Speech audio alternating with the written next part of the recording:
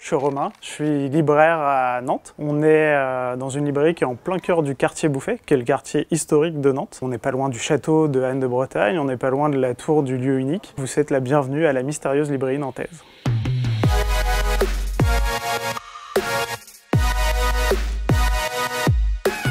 La mystérieuse librairie nantaise, c'est avant tout l'opportunité de découvrir le 9e art dans son ensemble. Comics, manga, franco-belge, roman graphique. On pense qu'il y a des passerelles pour tout le monde. On est trois à avoir des goûts bien différents, ce qui permet aussi de couvrir de manière assez large les envies des gens. C'est une librairie qu'on a choisie avec des vieux murs. On aime vraiment l'atmosphère et on a créé plein de petites ambiances pour faire les curieux et découvrir des titres nouveaux et moins nouveaux aussi. On a fait une table qui est dédiée aux coups de cœur qui restent à l'année.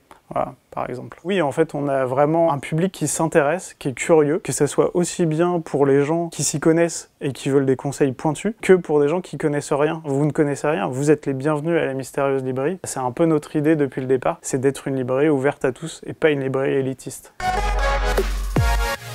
Mon coup de cœur d'Argo, c'est Jazz Ménard, de Rollet au scénario et de Roger au dessin. La série, en fait, c'est une énorme série d'action. Jazz Ménard, c'est une histoire d'aventure d'un type qui reçoit un courrier de sa sœur. Après des années, il a abandonné Barcelone, il est parti. Alors, on sait pas où, mais on va le découvrir un peu plus tard. Il revient, et il apprend que sa sœur a disparu, il la sauve aux États-Unis, il démantèle un réseau de prostitution, et à peine revenu à Barcelone, il se rend compte qu'il a mis les pieds là où il fallait pas. Jazz Ménard, c'est un espèce de John Wick, de James Bond en puissance. Et là, le 7e tome qui arrive nous permet de revenir à Barcelone, d'en découvrir un peu plus sur le fait qu'il joue de la trompette, parce que c'est pas très exploité jusqu'à présent. Ça va nous permettre encore de découvrir une partie sombre de son histoire. Quand c'est aussi bien dessiné et que c'est aussi cool en termes d'aventure, on n'a pas envie d'arrêter, quoi.